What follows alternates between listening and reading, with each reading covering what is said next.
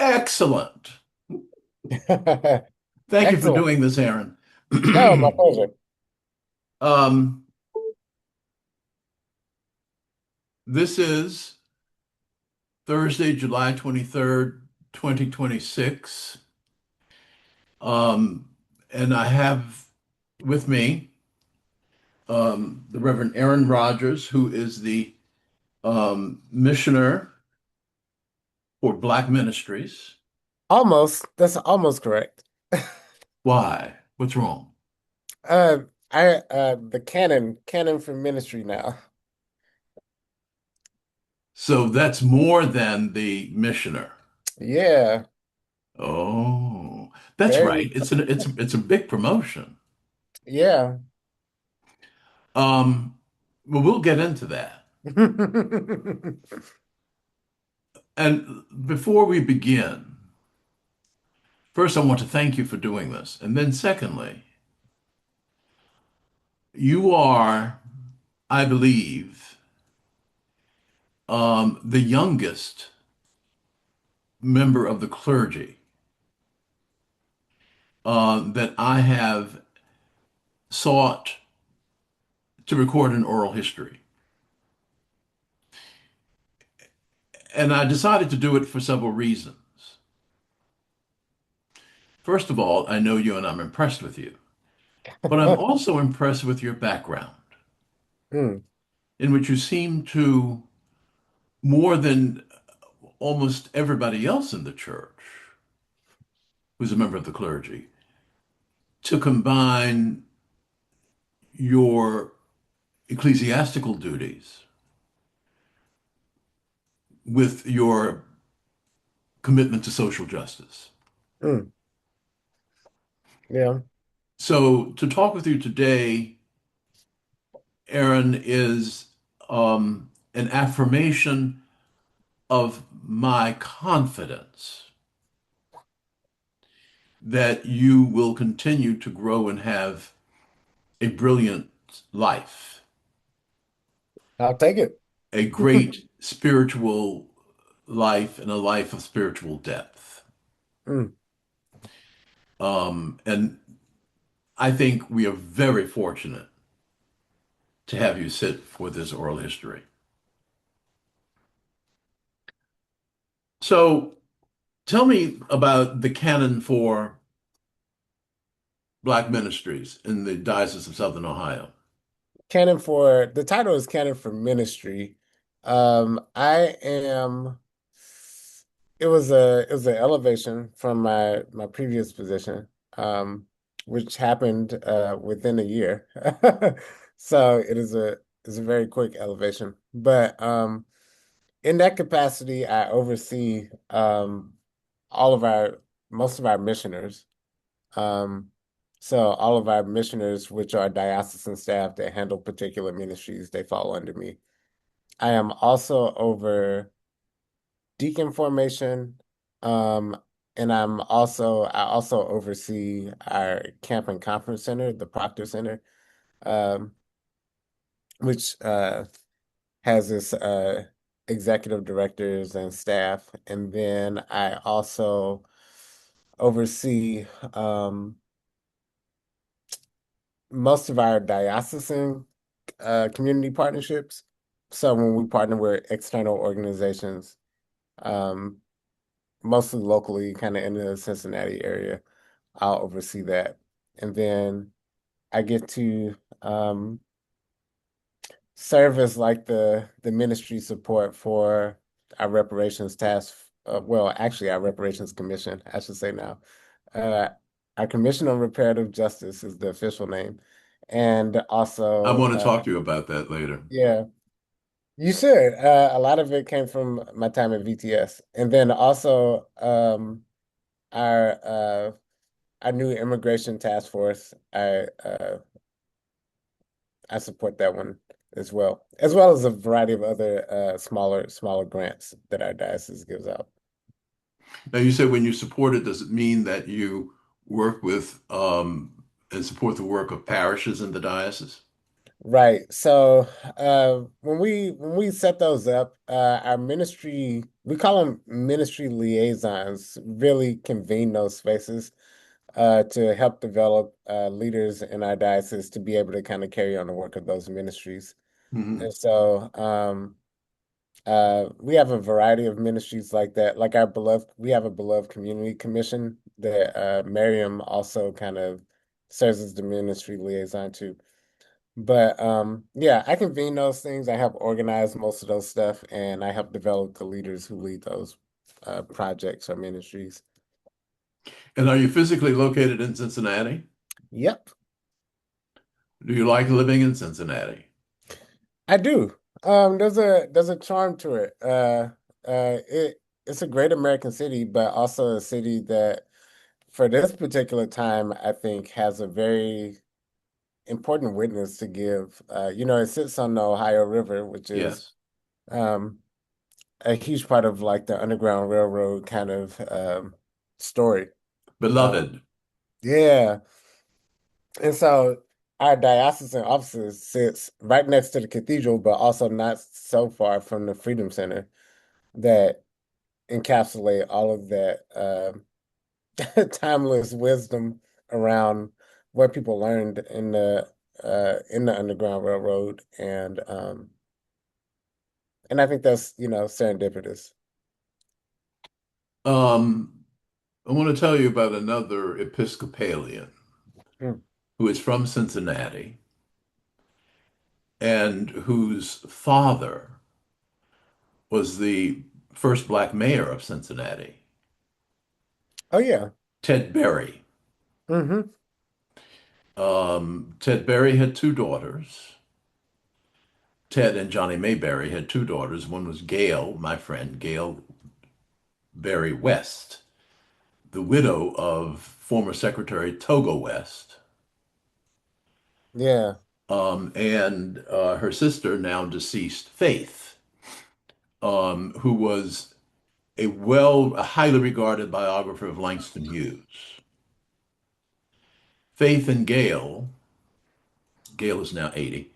Faith and Gail desegregated the public swimming pools in Cincinnati. Wow. Yeah. I think that there's a place called Ted Berry Park, Yeah. and there's a judge named Ted Berry, Hmm. who's their brother. Yeah, they came up in one of the historically black congregations, St. Andrew's, which is now located in Evanston. I see. Uh, yeah, Okay. yeah. Um, all right. So tell me, where did you grow up? I grew up in East St. Louis, Illinois. Yep. And you were born there. I was born in a hospital in St. Louis, but we grew up in East St. Louis, Illinois. Yeah. We. You have siblings? I do have siblings, yes. How many? I have an older brother and an older sister. My sister is older by 9 months, so we were very, very close. But yeah, older brother, older sister. And how much older is your brother than you? My brother is 5 years older than I am. And what was it like growing up with them? It was interesting. So my brother has a physical and mental handicap that he's had since birth. Hmm? Um, and so I grew up as the youngest, but immediately had to become very responsible um, because so much orientation was around my brother. My brother couldn't walk until probably age 9, uh, Wow. and so as I was growing up with them, that was highly formative for me. Yeah. Just kind of experiencing that, and it shaped my personality. I became a protector pretty early on, which is you know, not uh not typical for a youngest sibling. Yes. So my sister and I always kind of have like a running argument over who is like the who fills out the oldest role. But yeah, but I immediately became a like a protector for us and like a very dutiful. I spent a lot of those early years helping to care for my brother, and so that shaped me a lot. Yeah, And is your brother still with us? he is. And where is he? He lives with my dad in Belleville, Illinois. Yeah. And your mother? My mother passed away in 2021. I'm sorry. Thank you. Yeah. Um, and where's your sister? My sister lives in Chicago. Oh, and what does she do in Chicago? She's a teacher. She went to Chicago. She was an art student, mostly dabbled in the arts, mostly in graphic design and some other type of work, painting, charcoal kind of stuff. But in her recent iteration of her career, she's a teacher. She teaches arts at a local school.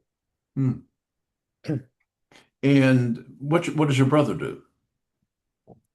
My brother, he spends he goes to a program. He's involved in a program uh that helps people with different disabilities kind of learn how to navigate life independently. Hmm. And so he does a lot of that. He calls it his school.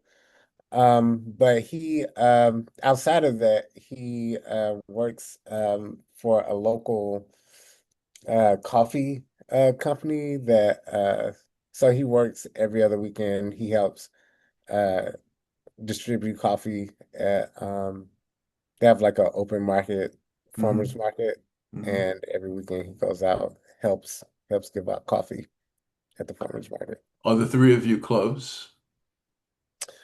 We grew up close. I wouldn't necessarily say we're that much close anymore, but we grew up very close. Yeah. And did the three of you go to public schools? Um, my brother went to public school, and then and he was in a specialized program in public school. Hmm. My sister and I went to private schools starting after eighth grade. Um, but it was mostly because my sister was a little bit of a problem child, and so they put her into a private school because they felt like that was better for her development. And then as the youngest, I did not have an option of where I got to go. I went because my parents were only going to commute one way. And so I had to go to the same school my sister went to. Um, so your family had means, resources. I wouldn't necessarily say that. We it's always so relative. I felt like growing up, I felt like we had more money than we did, but we really didn't have much. But in a growing up in East St. Louis in a neighborhood where there was so much poverty and so many fractional homes, Hmm. I felt like we had a luxurious life just on the simple fact that we had two parents in our household that, that Yeah. was like a significant privilege, I felt like. My father didn't go to college. He Hmm. worked a labor job his entire life. Hmm. My mother had more education. She she went to undergraduate, she went to a HBCU, Wiley College down in Marshall, Texas, Hmm. and was one of the first members of a family to do so. And then eventually later in life she would get her master's degree in education. But didn't she didn't work while we were growing up Work because outside the home. right, she didn't work outside the home because my brother needed so much care. Yeah. and three kids. And so, but after we were older, she started working and teaching again. She was a teacher for maybe almost 30 years. And yeah, Um, were you a good student? I was a good student. What does that mean? I mostly got A's. I think the only B I ever got was probably in art, but that's an entirely different story. But yeah, I graduated salutatorian of my high school class. And so I did pretty well academically. I was very dutiful as a kid, and so that just fell in line with that. So that's where you got it from. What, who was the valedictorian? The valedictorian was my friend Jeremy Hartman. He's now a doctor in the St. Louis area, medical doctor. But Well, I have to tell you, Aaron, I was a salutatorian of my high school class. yeah. And what I still say is that she took the easy courses. I got no credit for being advanced placement in almost everything. Well, that was the difference. That was actually the difference between us is that we had the same GPA, but they gave him credit for taking a harder math class, and so they Yeah, gave it to, yeah, they gave it to him. yeah, yeah. Um, he was black. Yeah, his father was a white man, his mother was a black woman. Hmm. Yeah. Was it predominantly black school? It was not predominantly black. It was in a white neighborhood. In fact, I think that my class probably had the most black students that they probably ever had graduating from it. But yeah, it was in Collinsville, Illinois, which is a kind of white suburb of St. Louis, the St. Hmm. Louis metropolitan area. Hmm. And so, yeah, Um, was your family active in the church? yes, they were. They were very active in the church. I grew up being a church kid. In fact, the story is actually pretty incredible. Uh, my parents were unchurched, and then my mom struck up a conversation with one day a lady at a supermarket. And she ended up telling this lady that her and my dad were about to get married. They were going to go to the courthouse and get married. And this woman told my mother, she said, you shouldn't get married in a courthouse. You should get married in a church. And long story short, they ended up uh, making the space for my parents to get married there at Pilgrim Temple CME Church in East St. Louis. And AME church, you said? CME, CME. yeah. And they decorated all the things. They made it really hospitable. I think they even cooked the food that they had at their reception. Heavens. And then my parents were lifelong members and I was a lifelong member there until we started getting into ministry jobs. My father is a CME minister today, and yeah, When was he ordained? he was ordained probably. I was ordained a CME minister before my dad, Hmm. and I was ordained. I received my full ordination in 2012, and I think he was maybe a couple of years after me, so it might have been 2014 or 2015, something like that. And you went to seminary at Hmm. Eden Theological Seminary in St. Louis. Eden Theological Seminary in St. Louis, yes. And was it a Methodist seminary? No, Eden Theological Seminary is a UCC seminary.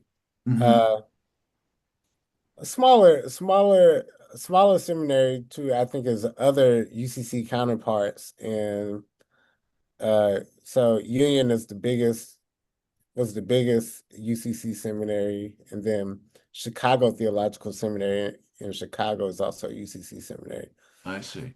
but has a storied tradition that rivals all of them, I think. We had Walter Brueggemann taught there, the Niebuhr brothers both taught there. Oh, heavens. Yeah. That was must have been wonderful. Oh, yeah. So it's a very rich tradition. Very, very Luther Smith was there sometime. Who's now at Emory. He's the one of the leading Howard Thurman scholars. Yeah. Yeah. And so many other wonderful during my time there, I had some wonderful teachers. Alan Callahan, Lerone Martin was one of my professors there. Hmm. Um, Lerone Martin now is at Stanford University and is also in charge of the Martin Luther King papers. And so, yeah, Now, your undergraduate school was Bradley University in Peoria. correct. Tell me about Bradley and why did you choose to go there? Well, Bradley is a small kind of private school. At the time, growing up, I'd always wanted to go to Morehouse University. That was kind of like my hope. But at the time that I was going off to school, HBCUs had a huge reputation hit. There's a whole lot of, Reputation hit, you said? yeah, financially speaking, right? So this Right. is around the time I was going off, there was, all sorts of news articles about long lines at like financial aid offices at HBCUs and not being heavily supported. And so I wanted to go to Morehouse. My mother decided that that was not a good idea. Um, and I sought to go to Washington University in St. Louis. But at the time, my one of my teachers at my school uh didn't take didn't take my application seriously enough. She just thought like, oh, this black kid thinks he's gonna apply to Washington and get it. Like his chances are uh smaller. So she didn't take my application there seriously, and she didn't turn in my recommendation letter on time. And so it's a highly competitive school, so immediately that put me on a wait list. Yeah. And so I had to go and look for another college. I went to Bradley. I went on a visit to Bradley with a couple of friends. Jeremy, the guy we mentioned earlier, came with me. Hmm. Um, and we both liked that school a lot. Did he go Um, there as well? he didn't because they didn't have a medical program. I see. So he went to SLU in St. Louis where the medical program was. But I ended up going to Bradley. Are you still friends? Yeah, yeah, we are. Hmm. Um, and did you go right to seminary after Bradley? I did. Yeah. All right. So when did you feel um, that you had been called? Probably in high school. Probably when I was I think when I was 17, I first felt a call to ministry and which is, an interesting feeling for a 17-year-old to have. Um and so when I felt that call, I, became more engaged in ministry in my local church. I would, do all sorts of youth ministry things. I probably preached my first sermon at 17. Wow. Um, and it was just in a period of just kind of discernment and exploration about that. I had to balance that with the expectations that my that my mother had. My mother wanted me to be a lawyer. and did not like the ministry idea too much.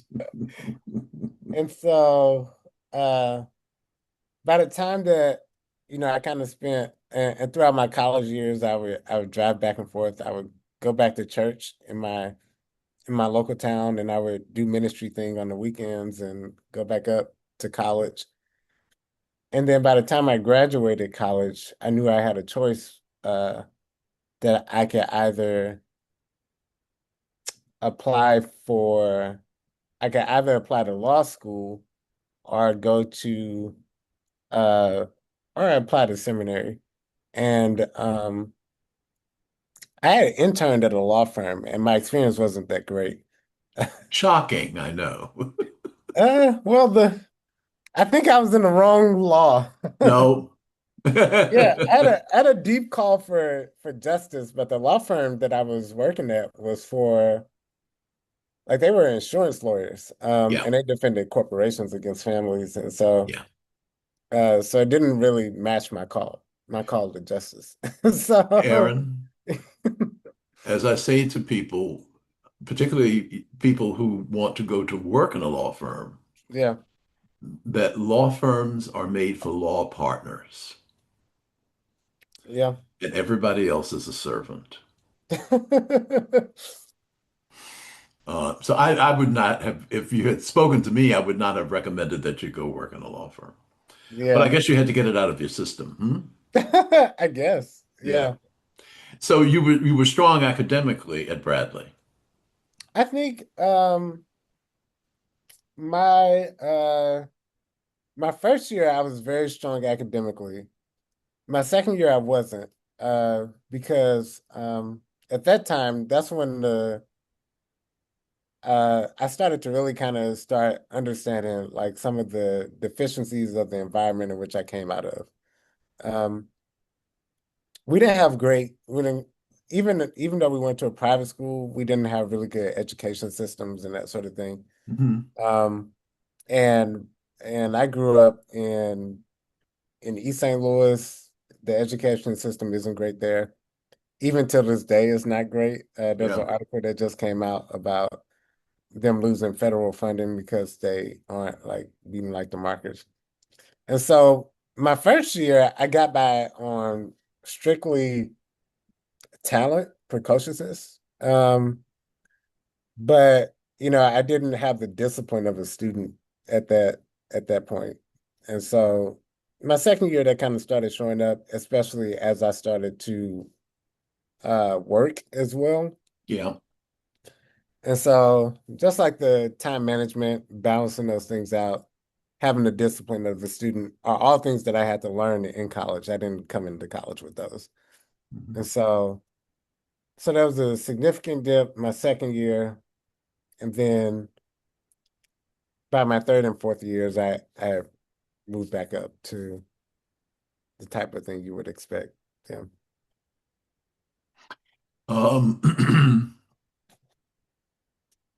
were you active in your childhood church? And in Very, what way? yeah, I was very active. Like I said, Well, you're a preacher. I was involved in youth group. Yeah. I was involved in the choir. We had a, a a church drill team. I was involved in that. Um, yeah, so choir, drill team. I went to all the conferences. By 17, I was leading the youth group, and like I said, got my first kind of entry into preaching. So you were a leader then. I would say so. Yeah. Do you consider yourself, do you think that you have been have always seen yourself as a leader? I've always seen, depends on your definition of leadership. I've always felt responsible and accountable. And I've always felt if there was something that could be done better or needed to change, I've always felt the responsibility to do it. And so And so um, that led me to taking on leadership roles because I felt like, oh, like this needs to change. This is, I'm the person who feels like it needs to change. I have a responsibility to do it. And so, and that, that was very early on, and that hasn't changed um, yet. So, And tell me about your prayer life and the history of your prayer life. yeah, my prayer life always starts with it starts with my grandmothers. My grandmothers were deeply spiritual um, people. I loved even my earliest memories are kind of I can remember being in the kitchen with them and them singing songs while they're cooking breakfast in the morning, um, being anchors of like prayer for our family around times that our family gathered, especially around tables. Yeah, Um, so my prayer life begins with their kind of like recipe, like their DNA. Um, and these are women who both, migrated north from the south. And so um, this deep spirituality that is southern, that is agrarian, from people who have worked in the land, who spent a lot of time in nature. Um, my spirituality like starts with them and comes from them. And then I think that particularly my dad's mother, Catherine, I just remember her having like a mystic stillness about her, um, that like wasn't rushed by like what was happening around her, wasn't rushed in life. And you just felt like a full kind of prayerful spirit around her always. Um, just in her presence, you just felt like, you know, that you were in the presence of God. And so those two women deeply shaped my prayer life. And then I think that as I got older, other people, other thinkers started to influence that. I was deeply impacted, I think, by prayer in the civil rights movement. Um, I grew up listening to tapes of, Martin Luther King praying in civil rights marches and that sort of thing. And the texture and nature of those prayers just felt different. Um, from from just like, just usual prayers that you would hear, because usually they ended with some type of march or some type of action. So it was like it wasn't a prayer that was self-serving. It was a prayer for community engagement. And I know that impacted me and stood out to me. Then as I got older, learning about the mystics, learning about, folks like Howard Thurman, uh, reading from people like Parker Palmer and that sort of thing. Um, they deeply impacted my sense of prayer, to think about oneness and yeah, presence more than yeah. just kind of, yeah, Now, this is the second time since we've been talking this morning that you've mentioned mysticism. yeah. The first time was when you were talking about your grandmother, Catherine. Hmm. Um, I assume that you mentioned that because it is something you admire. Do you see yourself with as a mystic? I do. I see myself as a mystic, an engaged mystic. Luther Smith had this. a reflection on Howard Thurman, where he wrote a book, and it was called "Mystic is Prophet," about Howard Thurman, and I think that's kind of been my kind of framing of what it means to be a mystic, that there's like a deep internal transformation that at the end of it is not like a insular siloed reality, but like a transformation that starts inwardly, but then ends up transforming the world, transforming relationships.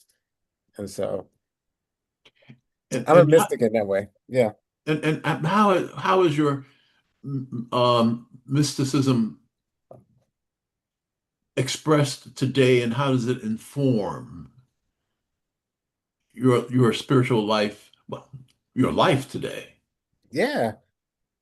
Yeah. So any type of social activism always comes from for me, a deep personal transformation. I don't imagine that I can find myself in positions of being out protesting or being out in support of different communities without having a deep well of like spirituality informing that. Um, and so I look inwardly for those things, to hear the voice of God, to experience the presence of God, to transform not only my thinking on that, but also my resolve and being a witness, outward witness. Um, and so those things show up in action, and also it's very easy to be drawn out of yourself when you're engaged in community work or when you're engaged in social activism, to be kind of caught up in what Howard Thurman talks about is like a maze of particulars, right? Yeah, yeah. And so it would be impossible for me to do that work without a deep sense of myself and a Hmm. deep sense of my inner being and a deep sense of God's presence in my inner being.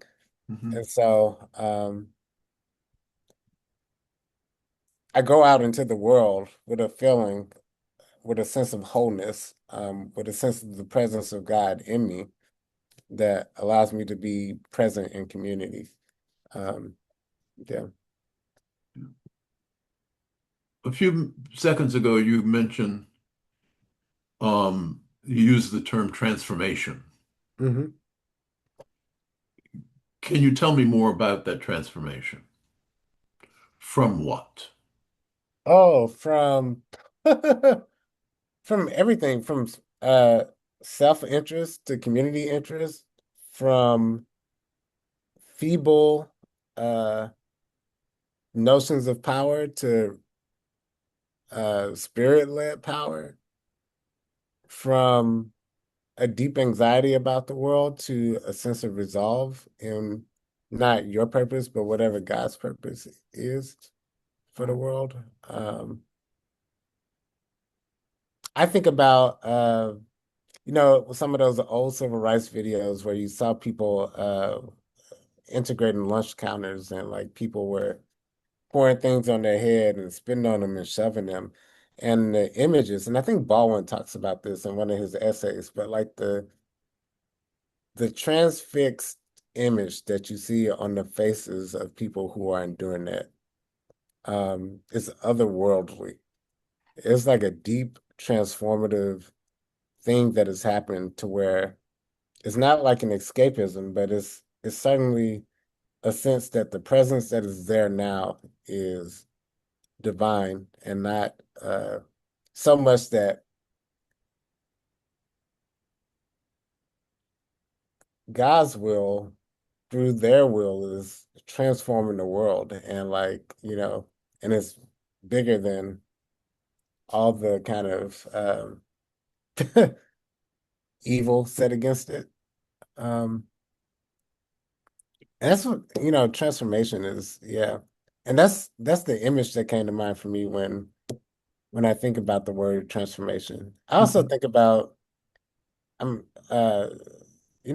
highly influenced by liberation, kind of thinking that in relation to others, there's a transformation that happens that's a transformation of will. Like you begin to stop operating out of a will that is based in self-interest or largely based in the powerful or those with privilege. And it becomes a will that is aligned with God that seeks out those on the margins. And so it's a transformation, but it's also like a conversion.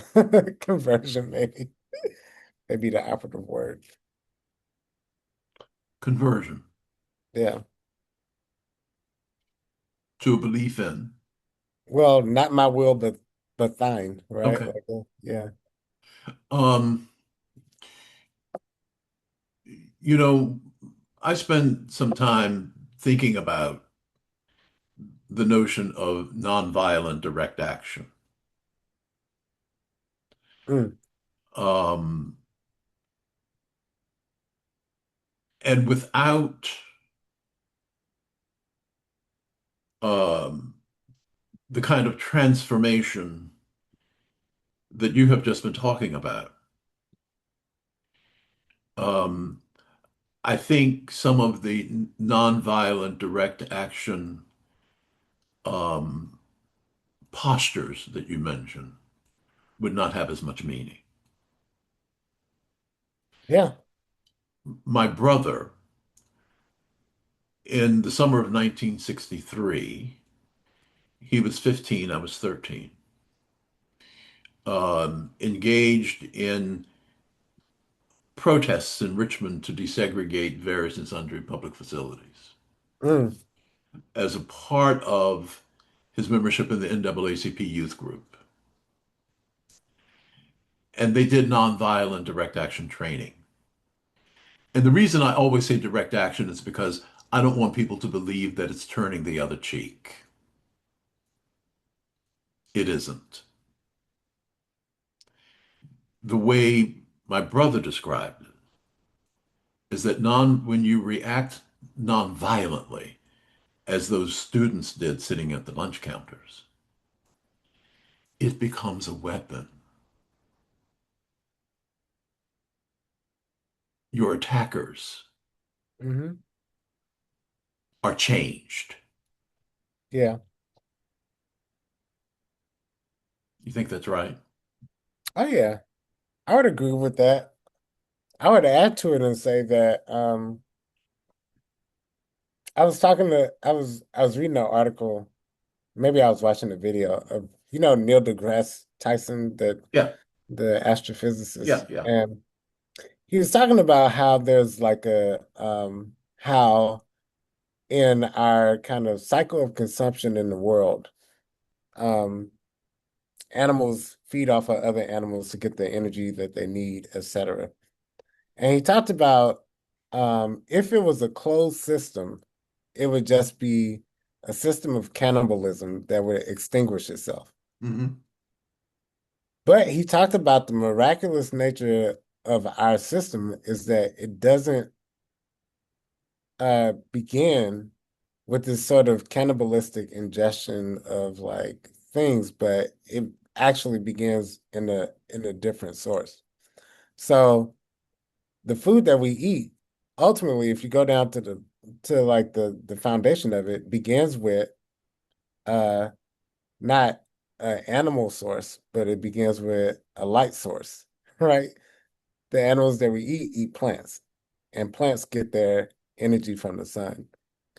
So in a system that would topically, if you looked at it, would exterminate itself, the thing that actually replenishes it is something that is a source outside of it. And so when I look at nonviolence, the world in its system is if we operate in the usual manners of a thing, we just get into a system of cannibalistic violence that will just extinguish us.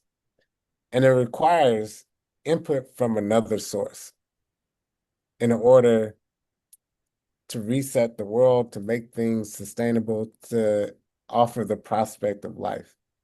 And nonviolence is that is a different source. If we just, if we just retaliate, if we just act in anger for all these things, we're using violence as a source that is that will ultimately lead us to exhaustion, emotional, spiritual exhaustion, Hmm. uh, physical exhaustion.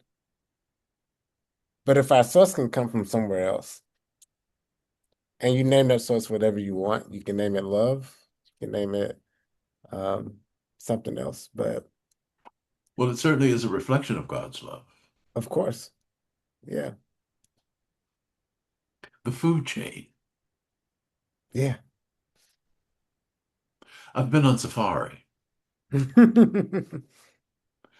modern day safari, which means that we didn't kill, but observed. Mm, And you really do get to see the food chain in action. yeah. You think, oh my God, that cheetah should not munch on that reed buck. But without it, it would be a total disruption Mm, of the order.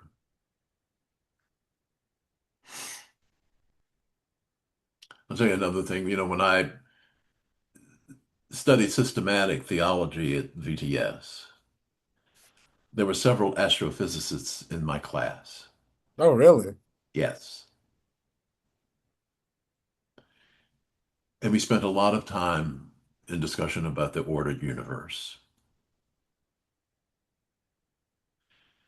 and how miraculous it really is. Yeah. Um,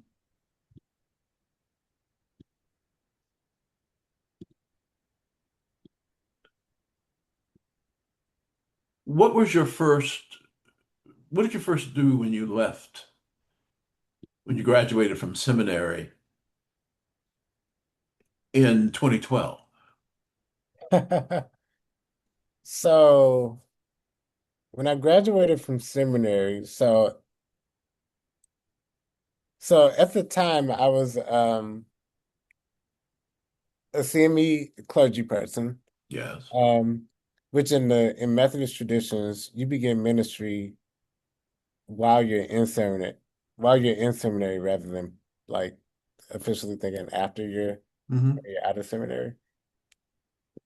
So at that time, by 2012, had already received my deacon ordination, and in 2012, I was receiving my elder ordination in full connection. So officially being done with all of those things, having all the rights and privileges of a clergy person in that tradition. And then I made an unusual choice. I was going to be offered some type of predominant church in Chicago area, um, and uh, decided to not take that, not take that appointment, and instead work in a completely different tradition under the mentorship of another clergy person that I wanted to learn from. Uh, he was GCC pastor. He had Baptist roots. His name is Starsky Wilson, and now he's the But head of GCC pastor? UCC, UCC, UCC. Yeah, yeah, United yeah, Church of Christ. yeah. Yeah, his name is Starsky Wilson, and he is now the CEO and director of the Children's Defense Fund. He took over from Marion Wright Edelman. Oh, Yeah, and forever grateful that I did that because I learned a significant amount under his leadership and under his mentorship. how long did you do that? I did that for almost about 2 years. Wow. Yeah, I served as his executive minister of his congregation for almost 2 years. What does that mean? It means basically I handled all of the day-to-day operations of the congregation. I see. Yeah. And during those days when you were preaching, Hmm. Tell me what that was like. I guess I'm asking the question, when did you begin preaching with a prophetic voice? I mean, I would say um, with a prophetic voice, I think Eden Theological Seminary shaped me in that. Eden Theological Seminary introduced me to uh, certainly a prophetic tradition and a Christian tradition that I think began with kind of Walter Brueggemann's kind of prophetic imagination work. Mhm. But then also at Eden Theological Seminary, I was introduced to the Black radical tradition in preaching. So through that time, I met during my seminary years, I met folks like Jeremiah Wright, Otis Moss. Um, we Otis attended Moss the it, third. yeah, and the second, Okay. Okay. and we also met I met like Brad Braxton and other folks who were deeply rooted in the prophetic tradition. And then we attended, uh, I attended for almost every year I was in seminary a conference called the Proctor Conference that was named after Samuel DeWitt Proctor. A Um, Virginia Union. yeah, that that Freddie Haynes and Jeremiah Wright kind of took the leadership of and put it on every year. And I was very shaped in prophetic preaching from that conference. Yeah, I think Jeremiah Wright has a background from Virginia Union as well. he does. Yeah. Yep. You know, Virginia Union was in my hometown. Oh, I didn't know that. Yeah, Yes. yeah. Um, I was born in a hospital that's on the campus of Virginia Union. Yeah. And my father introduced me to Samuel DeWitt Proctor. Wow. And every Yeah. time he would preach, we would go. Yeah. Yeah. My brother just reminded me, he said, I thought I was dreaming this, but it did happen, didn't it? When Dad also took us to meet Martin Luther King Wow. at Virginia Union. Yeah. We were very young boys, but Yeah. So um, I consider myself to be very much shaped in the ministry model of like Samuel DeWitt Proctor, who both in what what a public ministry looks like, but also in terms of a prophetic voice. yeah. You have, I read Sound of a Certain Trumpet, and all those kind of things. Yeah. Um,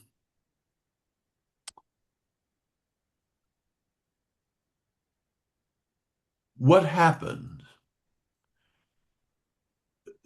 that lured you to the Episcopal Church?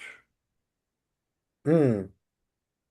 Yeah. So at the time, probably around 2011, in my own corner of Christendom in the CME church, I started to realize that uh, my home tradition wasn't going to be a place that was hospitable for me as I was developing in terms of my own Christian identity. What do you mean by that? Yeah, two things in particular kind of stood out. So, one, the my denomination at the time, and I say at the time because I don't want to, freeze the organization in time, but they weren't hospitable to women. Um, So they were ordained women preachers, but the thinking was like, we ordain women preachers because we don't have enough men. But like men are, and that was difficult for a person like I've said already, that was hugely shaped by by women in terms of my spirituality and in my relationship to God. And then also at the time, they were incredibly hostile towards same-gender loving people. Um, and during that time, a part of my spiritual development was so rooted in James Baldwin and James Baldwin's witness. And, like the fire next time. Like I was like, you don't get me as a clergy person without that, collection of essays. And so for a tradition that couldn't make space for Bayard Rustin or James Baldwin or saw, uh, other, women as like secondary kind of things. And that was just, it wasn't going to be the place for me. And so, and so I started looking in different traditions and that sort of thing. And the Episcopal Church, I had worked with the Episcopal Church already on some community projects. Yeah. And so I was connected to it in that way on a project focus. But then I remember I went to an Easter service at the cathedral, and and I remember at the Eucharist, at the moment we're at the Eucharist, at the invitation to the table, um, at a time where I was struggling to form my own kind of theology, I I saw there at the table something that reminded me deeply of the deep spirituality around my grandmother's table. And I Your said, grandmother, Catherine. yeah. And I said, that's it. Like that's the theology that um is my starting point for connecting with God and connecting with others. This great invitation at the table. And then I remember that moment like it was yesterday because at that time everything just fell into alignment and connection with the things that were kind of important to me. And I remember in my head, I was there at the Eucharist. I was thinking about my grandmother's table. I was thinking about um, the stories of the table through poetry and through African American song. Uh, I Too Am America was coming into my head, and I'm going to sit at the welcome table and all this stuff. And I was like, that's it. Like that's the home for me. That's where I began my spiritual place. And then it was a long journey into figuring out being able to understand how I could see myself in that tradition. But it began there. It began at the table. The common meal. Yeah, a common meal and this kind of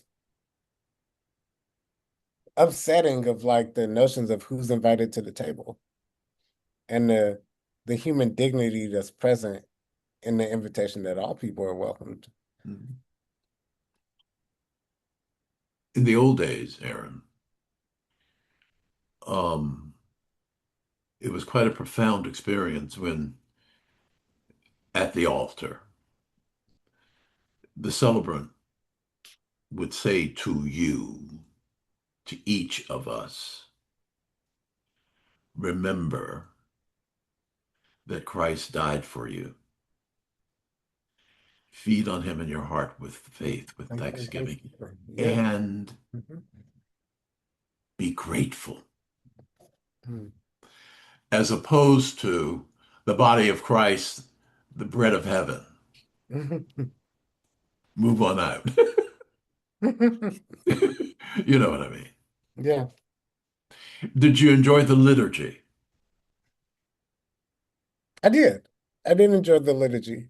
Um, and to be honest, like there's a lot of resonance with the liturgy with the tradition that I came from. So uh, all the Black Methodist Episcopal traditions have somewhere in their resonance, right? Like Episcopal liturgy and that sort Mhm. of thing. And so, yeah, I think it's because it's Bible yeah.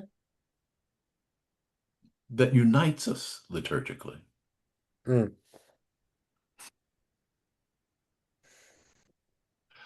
Um, what do you see? Let me go back. Um, why are you engaged? What informs your engagement in the reparative work of the church? I would say it's the tradition that was handed down to me ever since Black folks began shaping and forming Christian identity in America. It's always been a work of reparative justice. It's always been a work of finding the fullest story that is more healed and more substantial and more abundant than what they were given. And so that was just to me when I think of Christian, I can't think of any type of example or representation of Christianity that's not about justice, that's not about repairing the world. Because that's the initial experience of our ancestors. The theology that emerged out of slavery, out of being here, was a corrective theology, um, a salvific theology in that way, because it saw a world that wasn't quite yet there, and immediately began shaping the faith that was about um, creating that vision that they believed God had given them of what the world could be. I've just heard echoes of Howard Thurman, of James Cone, Yeah, who said you cannot talk about Jesus without also thinking of the dispossession, the repression of Black people yeah. in this country or throughout the world.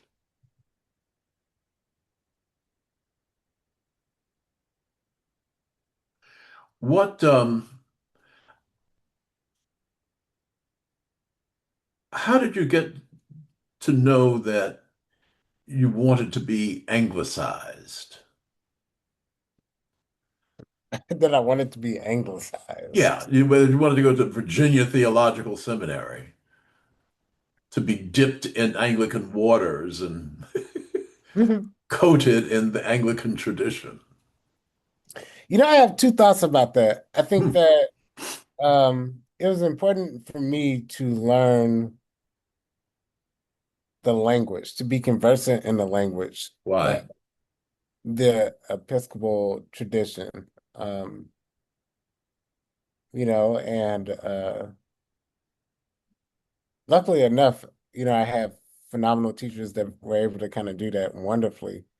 But then also, I'm very rooted in the idea that the definition of the church isn't quite finished until um, I'll add my own definition to it. So the collar means something different when I wear it. The kid from East St. Louis that went through all these traditions to come to the Episcopal Church. And um, Differs you also, from, what'd you say? differs from, Um,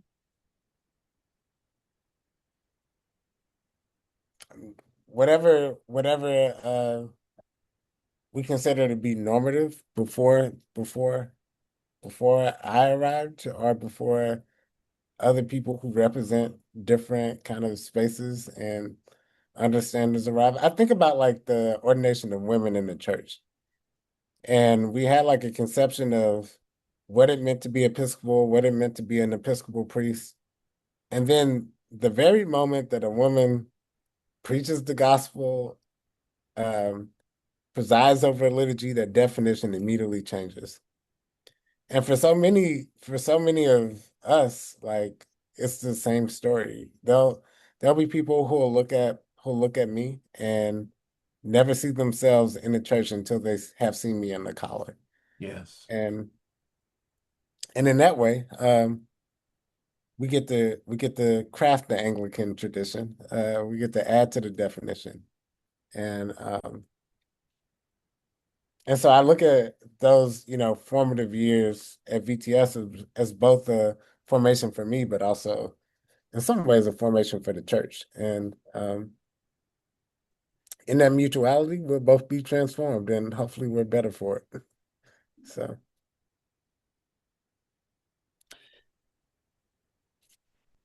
You mentioned either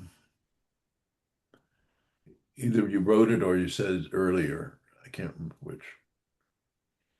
The experience, the reparations initiatives at Virginia Seminary and how it informs your work today. Do you want to talk about that? yeah, so reparations, especially in this kind of history denying age of life that we are in, um, has a struggle to be, it can become like just like a specter, like a word, a completely abstract thing that is only meant for political dissension and polarized topics. At Virginia Theological Seminary, it's been a deeply tangible idea. Like to see an institution working on how we can put it in practice is both, deeply encouraging, but also, I mean, at its root is deeply Episcopal with the idea of, prayer shapes believing. It's Mm. a very orthopractice kind of thing. And what I found inspiring from BTS and working with the reparations program there is that there's an opportunity for real practice and to have that practice shape who we seek to become as we're doing the thing. Sometimes it's like, people get in this engagement of we have to have the right thought about it. We got to have the right kind of way of doing it. But VTS has always kind of jumped into the practice of it and let that practice kind of inform it. And it's also been the work at VTS has been connected to the lives of real people, people who are descendants, who are impacted by the story and the legacies, and VTS has sought to be informed by that. So it's not just like a ivory tower making decisions about it, but they sought to be informed from the people impacted by those legacies. And I've tried to bring that here to the Diocese of Southern Ohio, um, that had a reparations task force um, that has ebbed and flowed in terms of people's um, energy around movement. But but the work of reparative justice, going back to our earlier conversation about kind of what's my launching point for the faith that I have, it's not something that's kind of in addition to the faith. It's something that's deeply essential to who we are as Christians. So when I got here, we moved the task force from a task force to a commission. That means it's a Was that your recommendation? yeah, I wrote the wording for the resolution. And that means that it's a regular fixture in diocesan ministry going forward with a regular line item. With a, it's a regular part, and it's a part of our diocesan formation together. When we look at the ministry of our diocese, this work of reparative justice will be deeply a part of our identity. And it enables the permanent fixture of making sure that reparative justice is not just a trendy thing, not just a task force thing, but something that can in perpetuity be going on and that we can constantly not only be formed by, but constantly get better at in practice. And so initially, uh, we're gonna, right now the focus is on the four historically Black parishes and getting there. And we've done like an initial monetary investment on there, and we're deciding on um, how the rest of that journey looks like. But then to use that as a model for how we engage other communities that have been marginalized, because it's not just important work if it is just for one segment of the people, but we have communities in Appalachia as well. We have queer communities that have been marginalized, and how do we do this deeply transformational work in a way that we can share it and continually fine tune and get better at our kind of call of justice as an essential part of our Christian identity.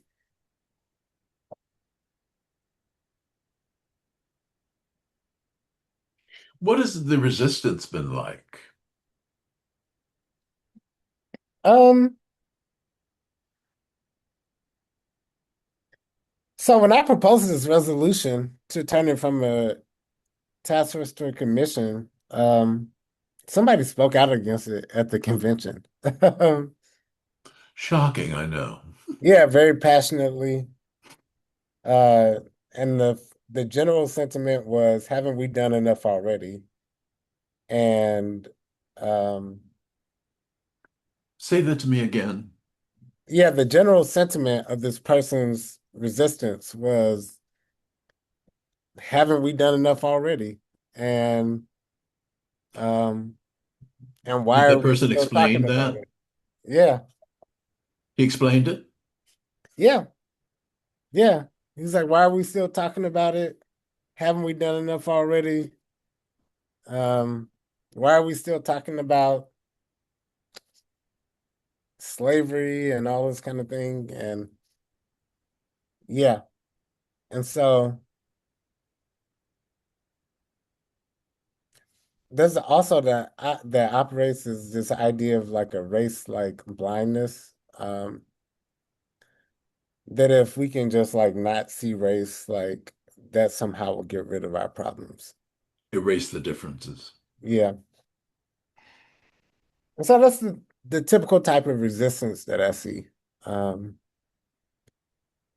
and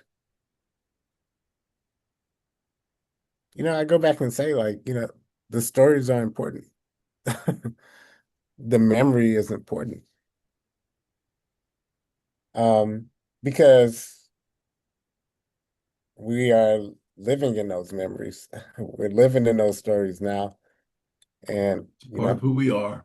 yeah. It's who we are. And so that's typical resistance from that level. There's trustees who are typically resistant, people who have gatekeep uh gatekeep resources and that sort of thing. What do you mean by that? Give me an example. Yeah, so we have a privilege of resources in Diocese of Southern Ohio. Uh, one of the largest funds the bishop is in control of, but she makes decisions about how that money is allocated in um, concert with a board of trustees from the diocese. And the board of trustees in different iterations has been particularly resistant to allocations of that money being given to marginalized communities,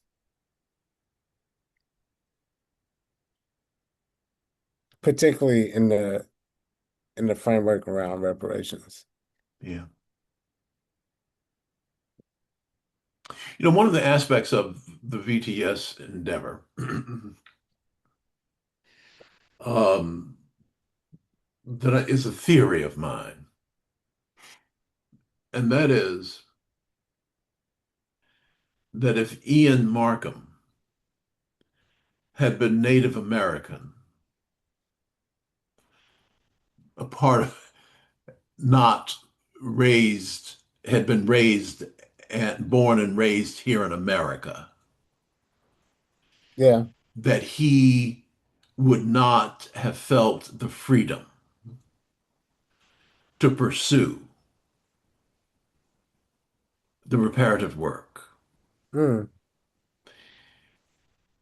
I think white people who are born in America um, have become so accustomed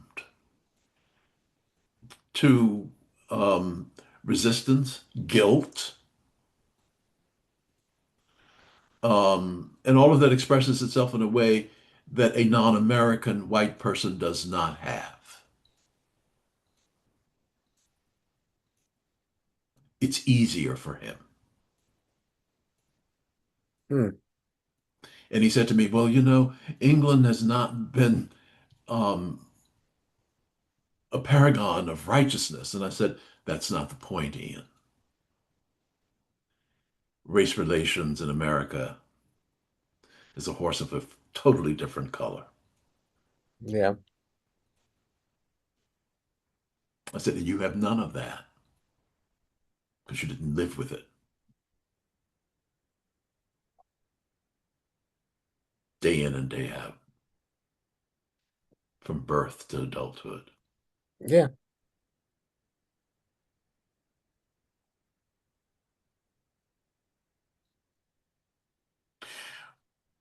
What is your role now at Virginia Seminary? I serve on the alumni board, um, and have done so since I've graduated. So that's like the formal, only formal kind of connection that I see. I've also, at this point now, I've mentored at least a couple of people who come through there. And In what way? um, given counsel advice, ministry advice, Mhm. um, helped in aiding in formation and in connections post seminary. People of color?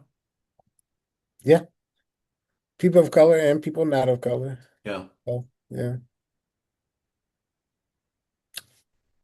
yeah. Do you regard Virginia Seminary?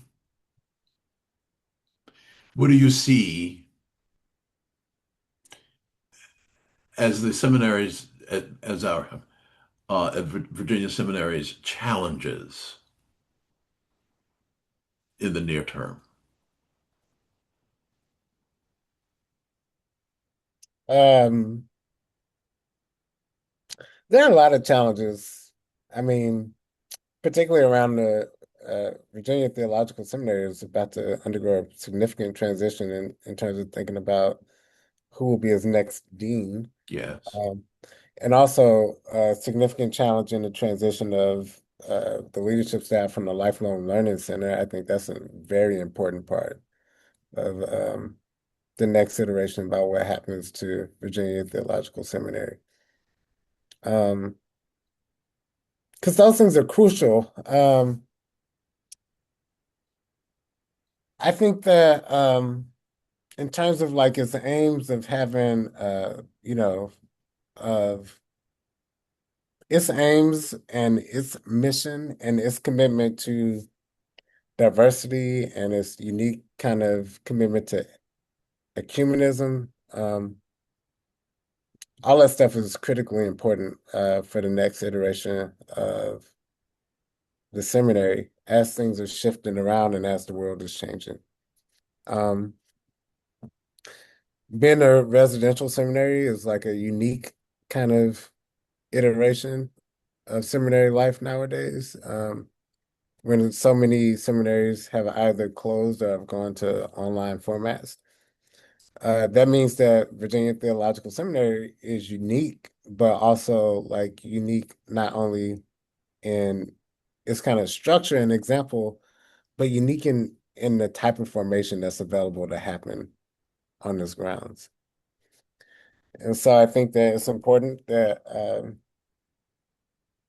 Virginia Theological Seminary takes their responsibilities seriously because it's a responsibility to set the standard of what formation looks like for the next generation of priests and Set the clergy standard because, because of its unique um, privileges in terms of what it can offer students, the amount of students that will come through its doors, mhm, and its unique relationship in the context of the church and the global church. it has been expressed to me periodically the concern that VTS is losing its Episcopal identity. What's your reaction to that statement? Yeah, it depends on what people mean by Episcopal identity. If they mean that it's losing its particular um, practice of what Episcopal identity has been defined as, then I would say, then maybe you're not worried about it losing its Episcopal identity. Maybe you're worried about it losing a particular Episcopal identity. Um, and I would question that, wonder Yeah, what that is. yeah, Um, but I don't think identity is ever supposed to be a static thing. I think we learn and grow, and we are formed by our experiences of life. yeah. Um, and we don't shirk tradition, but we innovate off of tradition. We use it as a launch point into life, not like something that should hold us back from change. And so I would invite them to that type of conversation. Um, yeah. Um, we're coming close to an end, although I want to continue the conversation. I know I said noon, but we may slip a little bit beyond that. But before we do that, um,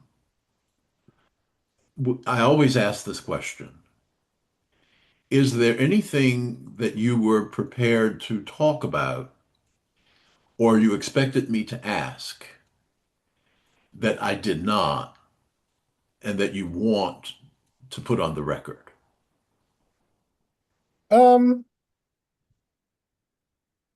I think it's important to name um the entry point that so many people of color have into the Episcopal tradition in Yeah. terms of what the process kind of looks like. I don't know if I For know what you people. mean by that. Yeah, so here's what I mean by that. So um I felt a call for to the Episcopal Church. I felt a call to the Episcopal priesthood, but in certain communities that I was in, it was hard for them to conceive of it, to be able to be responsive and accept the call that I had or to see the gifts for ministry. So my first church, so when I felt the call to ministry, I thought it'd be a good idea to kind of learn about Episcopal churches. So I started working in Episcopal churches in different roles, lay ministry roles, before I became a priest. Um, and and I ended up in New Jersey, working, doing some work at a predominantly white congregation in a affluent suburb of um, in North Jersey, in Madison, New Jersey. Yeah, And that's affluence. yeah, I had a very difficult time there too, in terms of them being able to recognize a call and a gift. So my experience of this congregation was I had worked there and I had by that point, by the time I entered the discernment process, which the priest who was white, I think took some time to put me on a discernment process, but then also retired shortly after she put me into the discernment process, Hmm. which is uh, a challenging situation for anybody. But I had been probably at the congregation for 3 years, and I had taught confirmation classes and led programs, was active in morning and evening prayer. And my discernment committee um, still questioned like my belongingness to that community. Um, some of the questions I got were very kind of like, I remember one of the questions in my discernment process was like, you're a black person, like, how are you gonna be a rector in a white church, basically? Like, and it was like these things that were clearly based in like people's racial understanding of the church rather than a deep understanding of what the church actually is. Um, at the time, And what is the call to be a Christian? right. I remember Michael Brown, the murder of Michael Brown happened during my time there. Wow. And I remember the Episcopal Church did a pilgrimage to Ferguson with the hope of learning what it was to learn from that experience and then bringing it back to the broader church. I went on this pilgrimage because I was in New Jersey at the time, but I was from the St. Louis area, wanted to kind of be connected to what was happening there. Yeah. And when I got back, I was not allowed to present about that experience, not allowed to talk about it, Allowed. allowed, like not allowed to. Um, How and was that so said to you? hmm, How was that said to you? it was told to me by the rector that like people would not want to hear that presentation or not want to hear about those experiences. Oh my goodness. Um, I And had how the did you experience feel? of what'd you say? How did that make you feel? It made me feel I mean I was deeply saddened by it because I felt like it was a church community that did not allow me to offer up my gifts.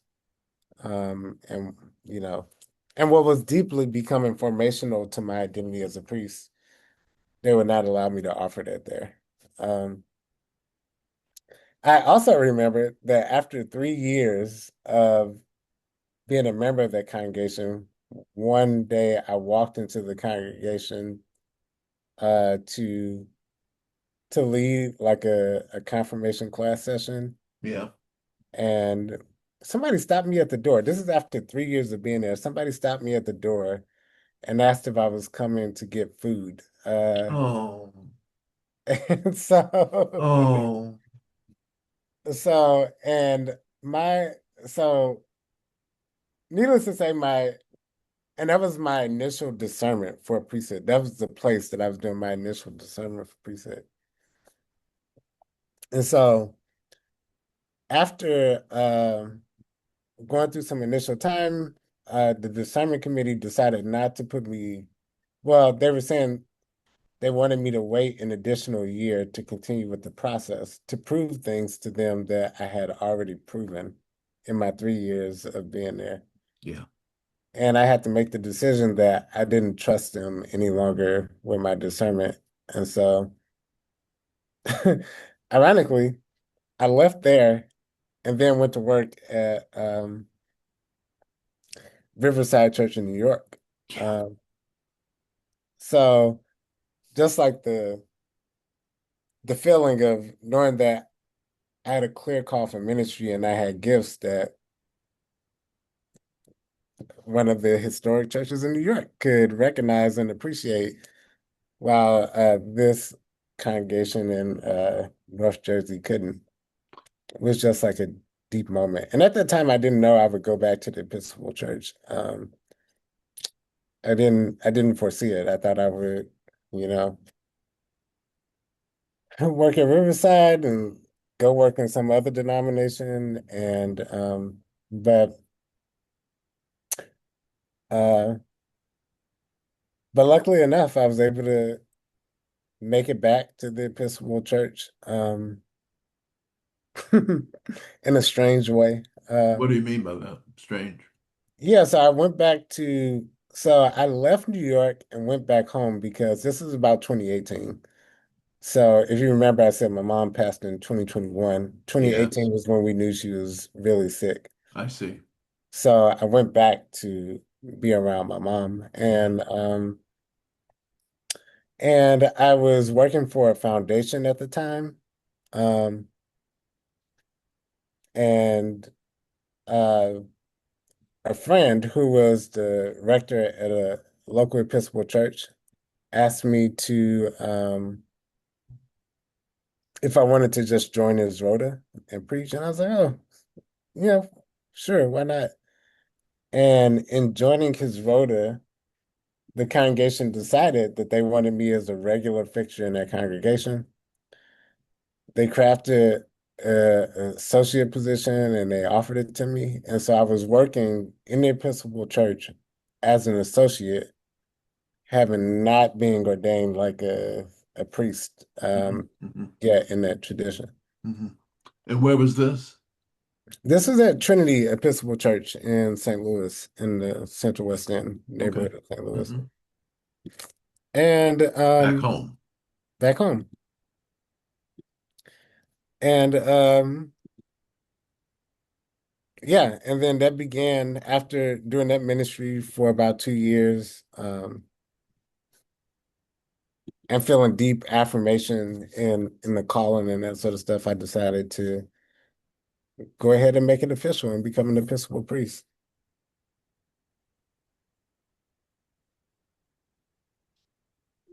And when did you feel the spiritual affirmation? I felt the spiritual affirmation. I mean, I felt it pretty immediately. Yeah. And knowing that I was doing what I was called to do and feeling Yeah. like a deep, yeah. I'm sorry that that happened to you in Madison, New Jersey. As you look back on it, um, I assume that you could have done without it. Yeah, yeah. I'm glad that I had that experience though, because it, you know,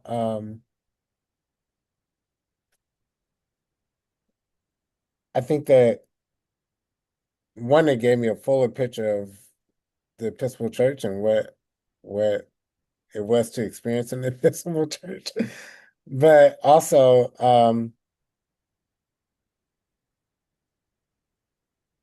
after an experience like that,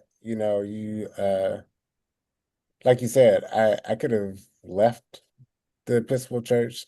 Um, so it really made me decide on if the things that I appreciated about the Episcopal Church, if they really mattered, if they were things that I were, willing to fight to hold on to. And so, Have you been following the case of Case Ramey? I have, yeah. Do you have a reaction? Um, I don't, not knowing all the kind of specifics of it. I know that it's been a particularly difficult journey for Case. But yeah, seems very tragic from what I know. Like it seems like, yeah, And I think self-defeating for the church. of course. Yeah, He had the same aims as the church. And it seems to me, maybe, a lot of people would not have done it the way he did it. yeah, But it seems to me that because they wanted to wind up in the same place that they could have worked together. yeah, I agree it's tragic yeah. to the nth degree. Aaron, Hmm. thank you. Thank you. Um, what I sense is that at some point in, the not too distant future, it will be meet and right. Prayer book language, I love it. It, it will be meet and right for you to add to this oral history. Hmm.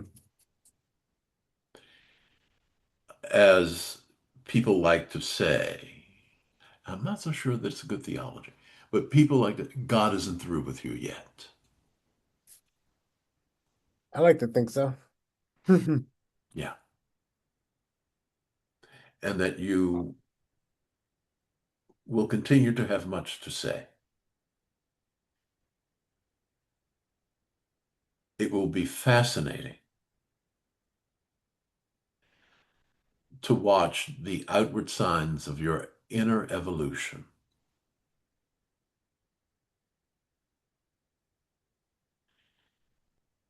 You are a gift to the church, Aaron. Thank you. I received that. I appreciate that. And I feel honored to know you. Hmm. The feeling is mutual. Oh, Feeling is mutual. you're kind. Hmm. All right, so let me tell you what's going to happen now. I know we're over time, Yeah. and I'm sorry. Um, Today, I'm going to send this video to a transcription company, and they will produce a transcript very quickly, and I will give it to my student assistant, who will view this video and make sure that the transcript is an accurate reflection of what we talked about. Because the transcript is the official record.